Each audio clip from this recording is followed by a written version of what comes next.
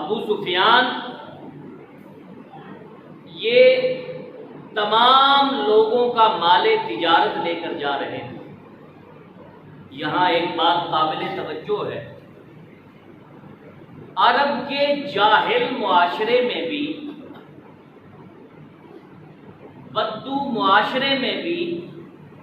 تجارت کا طریقہ یہ ہوتا تھا کہ ایک شخص کو امیر بناتے تھے اور شہر کے تمام لوگ اپنا مال اس کو دے دیتے تھے، اور وہ امانت کے ساتھ اور دیانت کے ساتھ جا کر سب کا مال بیچ آیا کرتا تھا۔ یعنی عرب کے جاہل اور بدو معاشرے میں بھی تجارت میں جھوٹ نہیں بولا جاتا تھا، تجارت میں دغا نہیں کی جاتی تھی، کسی کو دھوکہ دہی میں نہیں رکھا جاتا تھا، کسی